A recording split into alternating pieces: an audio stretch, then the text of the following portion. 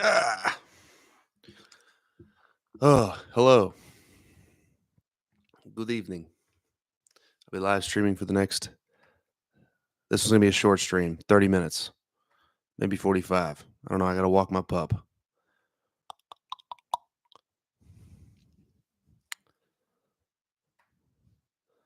A whopping 3 members.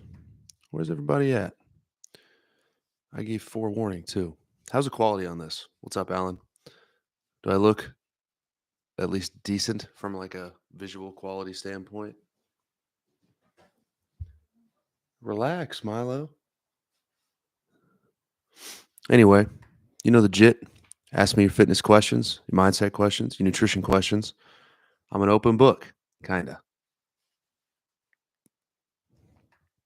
I'm as open as I need to be.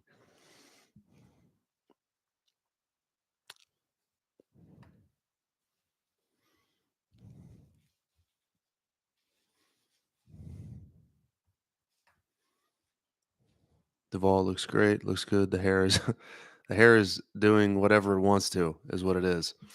Whatever it wants to. This looks different every day. This looks different every day. Right now, it's I don't know. It pisses me off. It's in its unruly phase of the growing out. Hold on, let me turn off the light behind me because it helps bring me more into focus.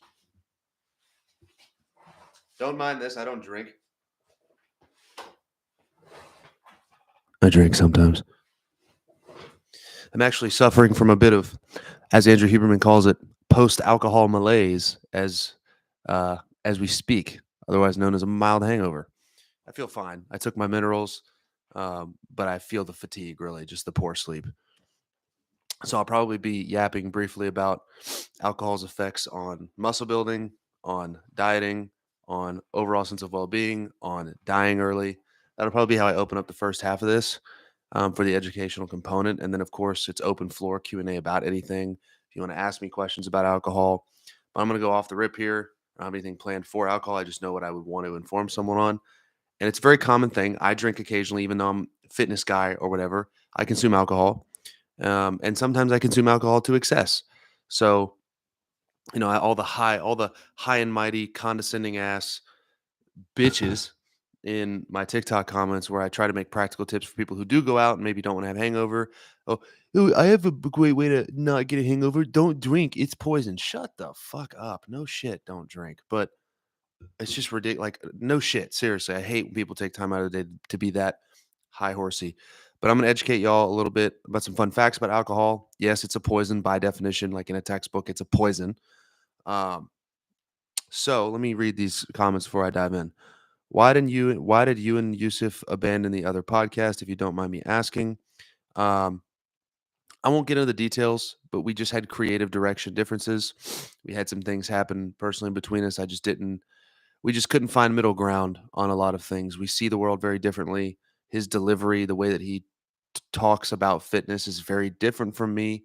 His message, his brand is very different from mine. You know what? It works for him, but I want higher up wellness to be its own brand identity, and I don't want it to be tied to someone else or something else. I don't want that liability. I want to build it in my vision. And to do that, I have to pretty much go it alone. So for a lot of reasons, we parted ways. I terminated the partnership, and I'm sure he's doing great. What's your latest obsession in the fitness industry, good or bad? Oh, what a great question, Harley. I'll go grab it.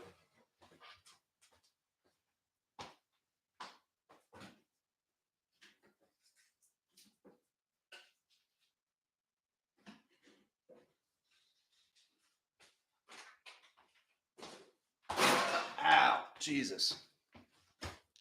Don't leave the dishwasher door open. You actually, you reminded me that I haven't taken my supplements today when you asked me that question. Um, so these aren't my obsessions. One of them is, but current supplement stack. I talk about this in my vlog. Go check it out if you haven't. I'm taking BPC 157, which is banned by WADA. So if I was competing for a bodybuilding show, I would piss hot. So I guess I'm not natty anymore. I'm kidding. This is a series of amino acids. It should not be illegal.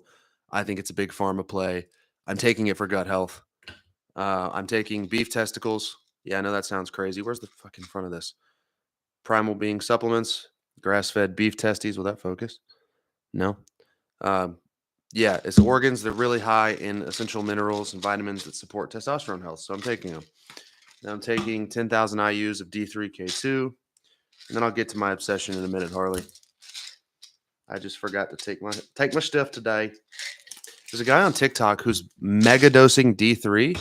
He was on testosterone, got off of it. Obviously, his testosterone went in the shitter, and he started mega dosing vitamin D, and it's coming back naturally, which is pretty crazy.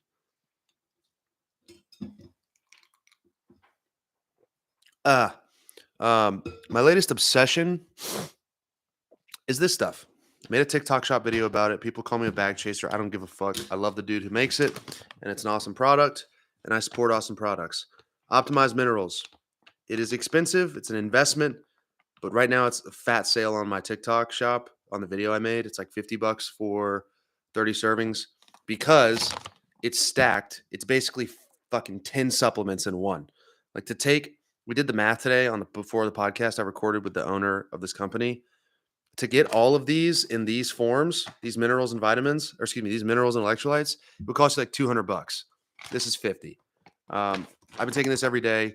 It's got every essential mineral. Basically, Dr. James DeNicolantonio. You don't know him, you should follow him. He's the authority on hydration and minerals. He has an 800-page book called The Mineral Fix. 200 pages are citations and credits. It's all based in literature. Dr. James says that if you had a most perfect balanced diet, you would still not come close to hitting all of your essential minerals in their proper optimum forms. It's estimated that 33% of Americans are deficient in at least 10 macro minerals or important minerals for function. So this has all of them in the right dosages. So I take this twice a day. I feel insane. I feel like I can move objects with my mind. I love it. And I'm pretty in tune with my body, so I know when something makes a difference. This makes a difference. Shocker, because every cell in our body, every single one, requires minerals to run. And people try to make the argument, well, you could just get that from a good diet. No, the fuck you cannot. Because the soil is 30% less nutrient dense than it was 50 years ago for various agricultural practices. So the comparisons that Dr. James makes in the Mineral Fix book that Jordan educated me on the podcast today, which will be out tomorrow, is to get the amount of vitamins and minerals that one orange had in our grandparents' oranges, you would have to eat 8 of our oranges today. To get the right amount of magnesium, you would have to have 7 cups of spinach a day to get 1 day's worth of magnesium. So you're just not going to cover your bases with food. It's not possible. I invest in that. I think it's a great product.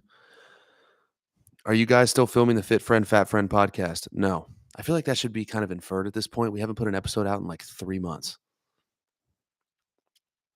How's the bulk going? It could be going better. Not gaining as fast as I want to because I'm having a really hard time gaining weight from Whole Foods exclusively. And I've had to get a little bit dirtier with the bulk because I'm just having a really hard time getting 4,200 calories of Whole Foods. And being sponsored by Nutrition Solutions, 90% of my food is their meal preps, and they're all high protein, nutrient dense. And this is another thing, this supplement, I'm going to crush this on my diet, like when I start my cut, because cravings, unless you're super low on calories, are oftentimes triggered by micronutrient deficiencies. It's your body yearning for something, a vitamin or mineral. And since I've started taking that, my appetite is so just my appetite is very neutral. I don't find myself famished. I don't find myself craving stuff after the meal. So this is definitely hitting all the micronutrient flags. So go grab it off my TikTok shop video if you want to put $1 in your boy's pocket. I'm just kidding, but it actually is on sale if you click on the video I just posted.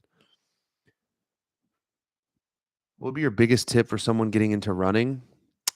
Don't run hard.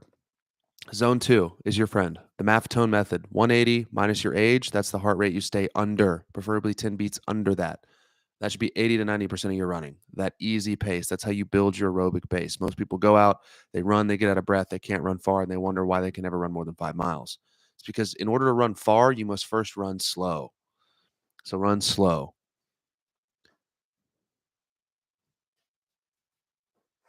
What does that mean, G Weezy? Piss in UAs for BB or court? What? Do I do monthly challenges to keep things interesting for myself? No.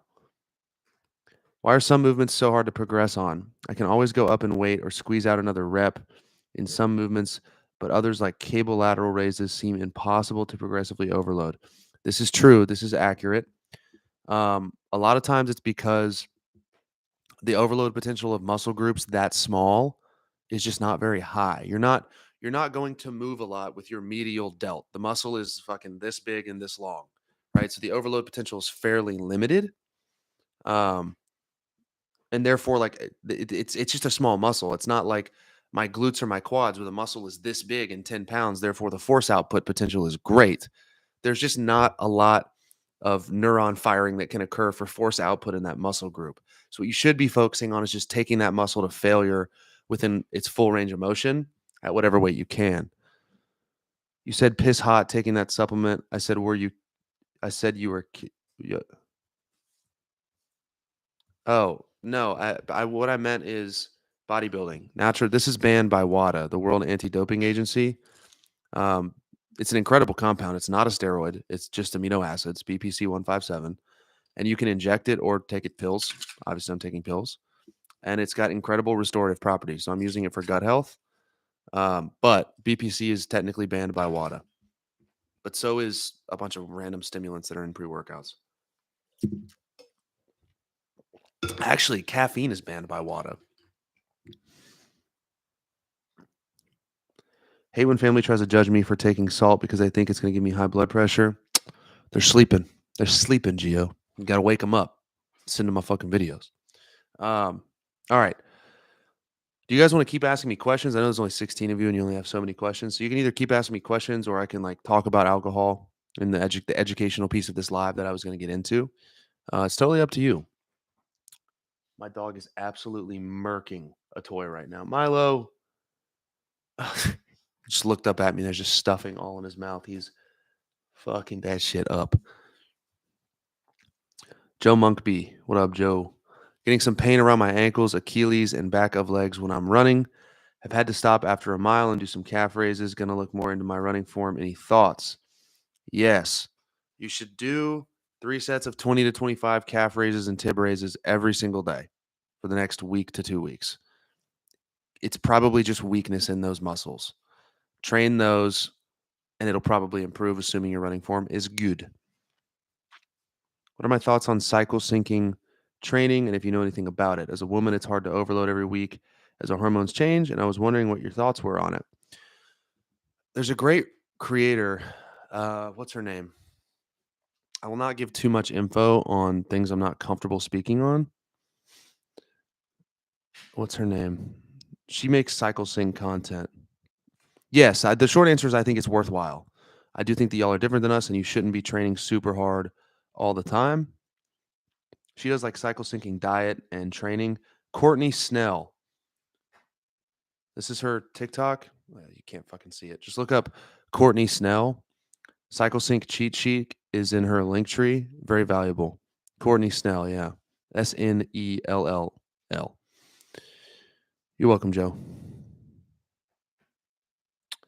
All right. How do I cook my red meats? Let me turn my phone on do not disturb so I keep getting phone calls. Ooh, I gotta call Dylan.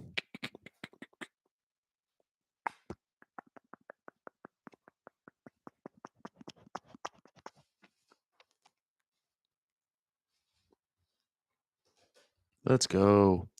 All right. How do you cook your red meats when you do cook? Looking to eat more red meat? Just getting into cooking? It depends on the type of red meat.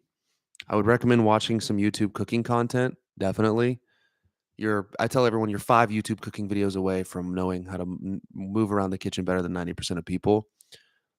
Respectfully, I can throw down in the kitchen. Like I can actually make good meals, good food, fancy bougie stuff. But like I'm very proud of it because it took me time to learn. And I have snap memories from 6 years ago when I first started this thing of like my dieting meals and they just look like dog food.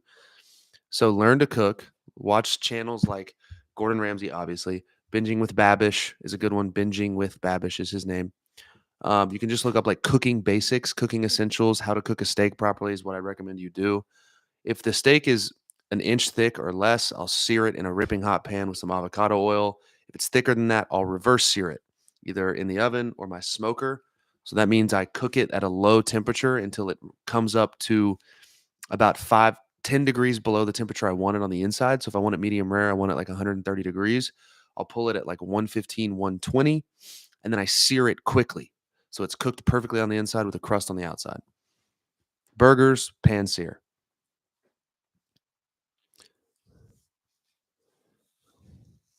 Oh, okay, Harley. Well, hopefully she proves helpful. I know I'm not your target audience, but since you touched on it on your page, any thoughts on how to find the proper caloric deficit for menopause? Um, the TDEE calculator is going to give you an estimation, and it's going to be within 15 to 20%. So my advice would be do TDEE calculator.com. That'll spit out your maintenance calorie number, and then eat that and just see what your body does. It's not perfect. It's a formula. It's a guess. And if your weight stays the same, weigh yourself every morning after eating that many calories, you're probably at maintenance. If it goes up, you might be in a little bit of a surplus. So knock it back. If it goes down, you found your deficit. Congratulations. So that's where the little bit of guesswork comes in. You got to just figure it out.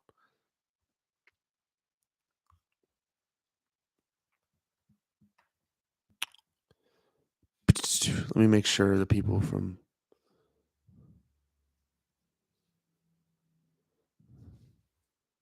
give me just a second, folks.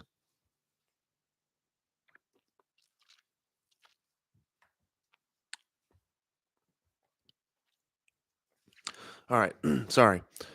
All right, no more questions. So I'll go into my yap session on post-alcohol malaise, otherwise known as a hangover. Just the key facts, the things that I thought were very interesting, and maybe just a high level things you might want to know. So, for first and foremost, yes, alcohol is a poison. It is a toxin, and our body's attempt to metabolize the alcohol and get it out of our body is what creates the drunk or intoxicated feeling. Um, Alcohol is sometimes referred to as the fourth macronutrient because it has a different amount of calories per gram than carbs, fats, or protein. Carbs and proteins, 4 calories per gram, fats, 9 calories per gram, and alcohol has 7 calories per gram. Pure ethyl alcohol, not beer or wine, like not added shit. Anyway, there's an interesting note there. So no matter, people try. I had someone literally say to me, "Alcohol, this vodka 0 calories." No, no, it's not. It's not. No alcohol, 0 calories. Generally, every pure spirit, people try to say some are lower calorie than the others. Not really. The alcohol in all booze is fermented out. Whiskey, vodka, tequila are all generally 55 to 70 calories per ounce. So it's very important to be aware of that, especially if you're dieting. Can you have a few drinks and stay in your calories? Sure, but it becomes increasingly difficult when most people will drink 4 to 6 drinks to get a strong buzz. That can be 500 calories if you're just doing liquor on the rocks. But then people add soda, or some of you like to legitimately drink like children and have like slushies and all that bullshit. I don't get that. But those can be 700-calorie drinks. And then people, God, I know a woman who just spent tens of thousands of dollars on lipo and body modifications because she swore she couldn't lose weight when in reality she was drinking 2 bottles of wine every night. It's like the answer is right in front of you. Good. It's just such a good example of how people are so incapable of taking the right way out and but instead take the easy way out. Anyway, as I was saying, alcohol 7 calories per gram. It is a toxin. You know the rest. Now, interesting facts about alcohol. And everything I'm going to say that I cite from this research, the amount of alcohol consumption, people wonder, like, well, what are the effects if I get hammered? No, no, no. The negative effects of alcohol fall steeply after one drink. Okay. So it's pretty universally understood that whole, oh, a glass of wine has resveratrol is good for your heart. Fuck no, absolutely not.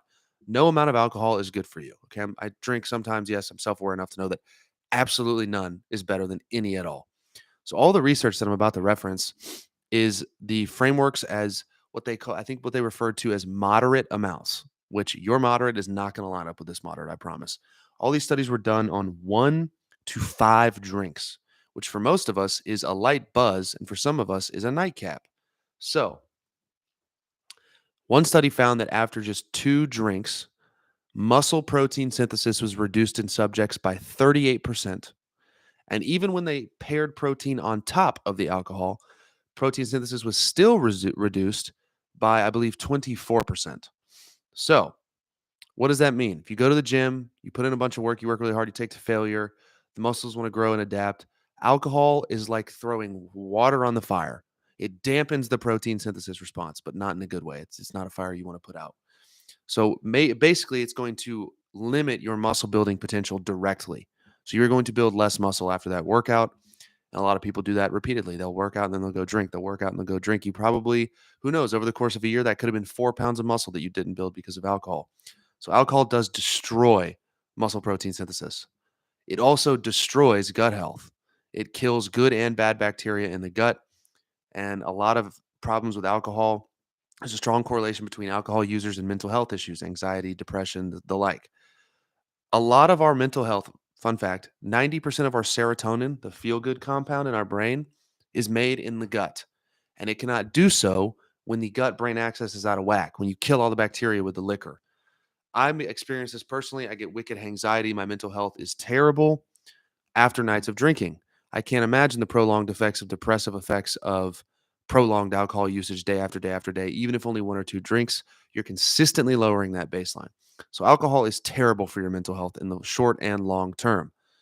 Next, one study observed that after subjects had 3 drinks, they ate, on average, 20% more calories than their sober counterparts in the other group. So there seems to be an effect that alcohol has on our ghrelin and leptin, which are the hormones that regulate our appetite. Ghrelin up, that means we're hungry. Leptin up, that means we're full. Alcohol seems to have some sort of negative effect on appetite. It blunts our response for our brain to say, hold on, we're full. It also lowers inhibitions by shutting down some of the hippocampal and frontal lobe regions of the brain, which is why you want to eat shitty when you're drunk. You get the drunchies, the drunk munchies. You don't have the inhibition or the willpower to say no. So my advice is always, if you're going to drink, don't also eat like shit. Either pick one or the other, but don't do both. Okay. So another study found that after just 2 drinks, REM sleep, so now we're talking sleep, we've covered muscle protein synthesis, so it destroys muscle building. We've covered anxiety, mental health. We've covered how important it is, bad it is for gut health. Now we'll talk about sleep. 2 drinks reduced REM sleep by 38%, I believe. So people were getting almost 40% less REM sleep. And REM sleep is the important sleep. That is the restorative, healthy sleep. That is where we file away new memories.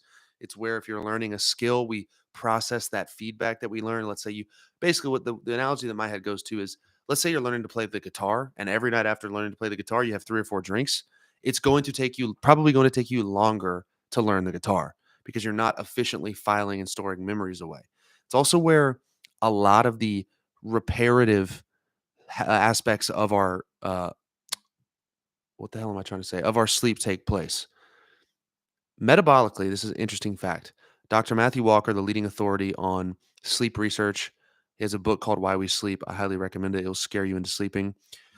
From the best we can tell, as long as we've been researching sleep, it is universally agreed upon that wakefulness, just the act of being awake, okay, getting up out of bed and going about your day, seems to have a low level effect in a form of brain damage. So let me articulate that better. Basically, scientists think that being awake is a form of low level brain damage. And every day we endure a little bit of low level brain damage. And we need the REM and deep sleep for the reparative and restorative processes to take place. Outside of alcohol, most of you aren't sleeping enough. Alcohol destroys that capability. So it will age our brain and our body and our skin. There's nothing good about it. So, if you're in a calorie deficit, can you hit your goals, lose body fat, and drink alcohol? Yes, I did it all through college. Will it be slower?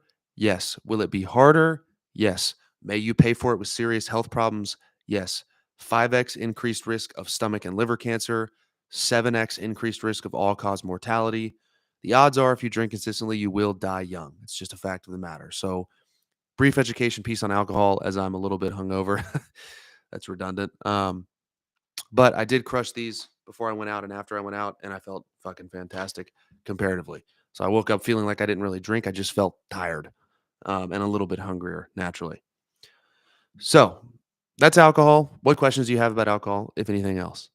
I'm in recovery currently.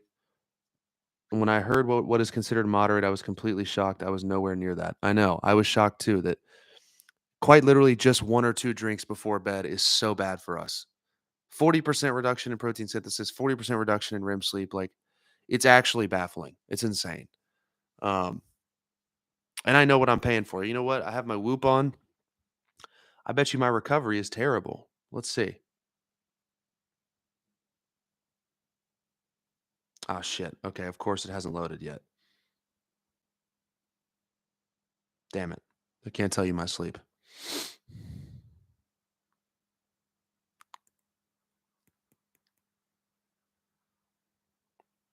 All right. Questions have slowed down, but there's still 18 of you here. While I wait for my Whoop to load, ask me something. I still can't figure out how the hell we get more people from the community into this damn live stream. There's 100 of you in the fucking community. Where are you all right now? It's 5 p.m. on a Sunday. You can't be doing too much. What watch am I wearing? Which one? Well, this isn't a watch. This is a fitness tracker. This is the Whoop. This is the Tudor Black Bay 41 on a Jubilee bracelet with a sunburst dial. And I love it. Absolutely love it. So this is a blue. So this is Tudor. This is Rolex's sister company. Hans Wildorf founded Tudor a long time ago. They used to do this Jubilee, or they used to do this on an oyster bracelet, but I just think this is one of the most beautiful watches I've ever seen. Can't really see it well, but the dial is so unique and interesting and very eye catching to me. Comes in a 36, a 39, and a 41 millimeter. It was my Christmas present to myself to celebrate 6 months of being self employed. I had a great month. I could comfortably afford it. And I'm now a watch guy, but the only way I'll buy a watch is I want it to be tied to an occasion. Every time I put this on, I think about the risk I took, how scared I was to quit my job and follow my dream. And when I put it on, I look at it and think about the fact that I could buy this for myself. It's tied to a significant event, sort of like, you've heard people get tattoos for loved ones or important events. Every time I put this on, I think of how proud I am of myself. And my next watch purchase is going to be just that. They're going to be milestones in my life. And under no other circumstances will I spend this kind of money on something unless I want that constant reminder. So it's a Tudor Black Bay. How much REM sleep should we be getting?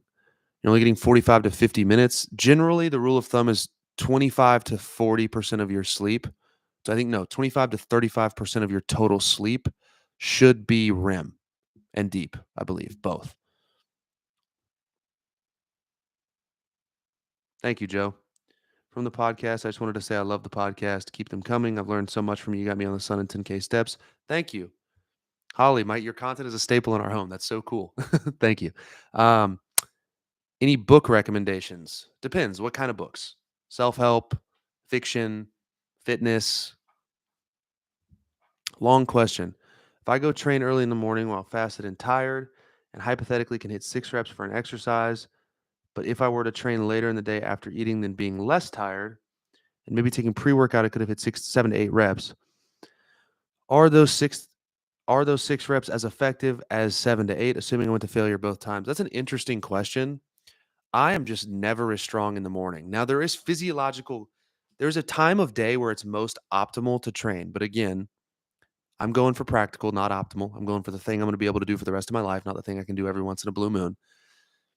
The best time of day to train is typically 4 to 6 hours after you've woken up.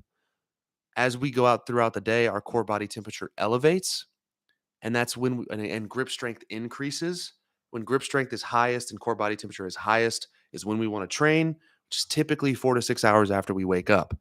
Not everybody can do that. So it's going to be more practical and you can go long term to train in the morning, then that's what you should do. So it's the question, Ty, is really splitting hairs because it's like it's one rep. Shit. It's one rep. So like, does it really matter? What matters is you're training hard and you're going consistently. So it's really a question of what's optimal versus what's practical. And if you can only do what's optimal 10% of the time, well, that's not very optimal, is it? Hopefully that answers your question. Kenny, what's up, brother? What's a good weekly rate of weight loss on a cut? Um, depends on how overweight you are. I go for a pound to a pound and a half a week tops because I'm fairly lean. But if you're really, really fat, 50 to 100 pounds overweight, you can get more aggressive, 2 pounds a week, 3 pounds a week. Sometimes people lose, but generally 1 to 3 pounds is about a good rate. Self-help fitness books. Bigger, Leaner, Stronger by Mike Matthews, and he has a female one. I think it's called like Bigger, Leaner, Sexier, Stronger or something. Very comprehensive book. Uh, Easy read, but it's a big book. Why We Sleep by Dr. Matthew Walker is just super interesting. Atomic Habits by James Clear. The Four Agreements by Don Miguel Ruiz. And Elite Minds by Dr. Stan Beecham. Just want to say I'm so thankful for you and blessed to have come across Higher Up Wellness. Thank you for everything. Kayla, thank you. I'm thankful for you. I'm grateful for you. I'm thankful and grateful for everyone that watches me. I don't think you understand how insane and incredible I think it is. Like, for most of my life, I got a lot of shit from my friends, being the goober, being the dumb friend, being Smoke the fat idiot. I never thought I could amount to something like this. You know, I never thought that I was smart. Genuinely, I never did because no one ever told me I was. And then I found things that I hit my stride in, and it's turned somehow into this. People want to watch me and listen to what I have to say, and it's a blessing and it's humbling, and I don't take it for granted. I will never become arrogant from it. I will do my best to keep myself humble because I know what I have is a blessing. But it literally doesn't happen if you don't tune in and watch my stuff. So the gratitude that I feel it's unbelievable. It's unmatchable. I mean, we were out in downtown Atlanta yesterday, and I got recognized 3 times, and they were all like baffled that I was talking to them. And I was like, no, I'm baffled that you're talking to me. I'm just a fucking dude who made a video on the internet and caught an algorithm. I don't know what happened. It was the coolest thing ever. And I'm not afraid to say, like, yeah, it's the coolest thing ever that happened. I was actually hanging out with a dude in the group I was in because one of our friends is dating him and I'd never met him. And after like 30 minutes, he was like, dude, you look so familiar. This is a weird question, but like, are you on TikTok or something? And I was like, yes. And he was like, oh shit. Okay. You are that dude. It was just a really funny circumstance, but it's a blessing. So I'm grateful for you. It's 10:30 p.m. in England right now. I have to be at 7 a.m. tomorrow morning. Should I be going to sleep? You should get off the damn computer and go to bed. Bit late for a Monday, isn't it? No, wait, bit late for a Sunday, isn't it? Go to bed then. Someone in the fitness and health space you would like to meet? Dr. Andrew Huberman. Don't even have to think about it. Don't even have to think about it. Huberman actually follows my boy Carter, Bax8, on IG. So as far as I'm concerned, I'm one person away from meeting Andrew Huberman. Bro, not for real. I love you, man. There's a reason I really miss your streams. Gio, you really are a real one. You're always in the comments. You're always in the videos. You're in the community. I'm grateful for you, dog. Don't think I don't notice and appreciate you. You've created this community and helped so many people. Thank you, Joe. When you end the fast, no, thank you, Joe. That wasn't a sincere enough thank you. Thank you. I appreciate it. I do. When I end the fast, how many meals do you eat and what time is your last meal? That question is a little bit out of order. I think you mean like when's my last meal to start the fast? Typically, I have dinner at like 5 and then I start fasting after 5 p.m. And I don't really pay attention to like how many meals I have after the fast. Even though I'm not typing much, I'm listening. My bad. You're good, bro. You're good. You're good. Do your thing. Do your thing. This is going to be a shorter stream anyway. It's 5:32 now. It's going to do a 30-minuter. The days are getting longer, folks. Spring is upon us. It's 5:30 and it's still light out. It's great. You can see the light back there, even though it's a little bit cloudy. I'm going to take my dog to the PARK. He's looking at me wagging his tail. I spelled it because he knows that word. And I know you want to go to the PARK. The big stretch. Come here, buddy. I wish that Milo could get up high enough so that you could see his little face. Listen, maybe you can. I'm going to get him on my knee. Come here. Come here. Get up. Get up. Come here. Come on. Come on. Are you too tired? Well, you can't see him, but he's at me. He's at my lap. Come on. Come on. Come on. There you go. Come on. Come on. I got you. Love you so much. Come on. Come on. Come on. Come on. Come on. Hey. Haha, you can see him a little bit. There he is. This is Milo. He's a very cute boy. Say hi. He's the cutest boy and the best boy. The best dog I have ever had, and I would take a bullet for you right now. Oh, thank you.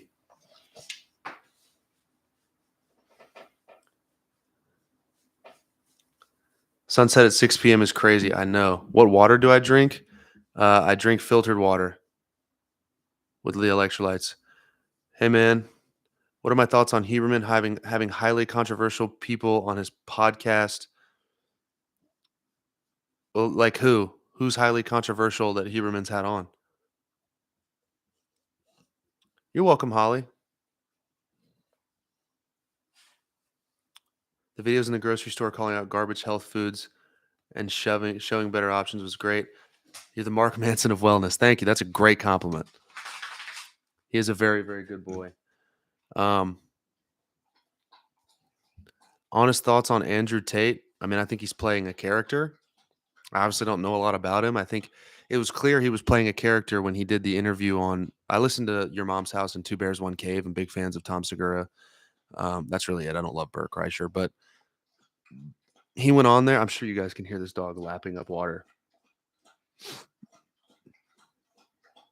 You done? Nope. It was just very clear he was playing some sort of character. I mean, does the dude have interesting perspectives on like how the modern man is definitely not what it was? Sure, but like he says some crazy shit. Just crazy stuff. Like I don't really have an educated opinion on it. It's just one of those things. It's like I'm not gonna put energy or effort into hating or idolizing a dude like that. When's the next Daddy Wellness collab? I don't know. He lives in Boston, so I'd like to have him on my pod in person. Got to get a second microphone, maybe travel up to Boston or have him down here in Atlanta. I don't know. But I'd like to do a pod with him. Richie's my dog. We spent the entire day together in New York. It was a ton of fun.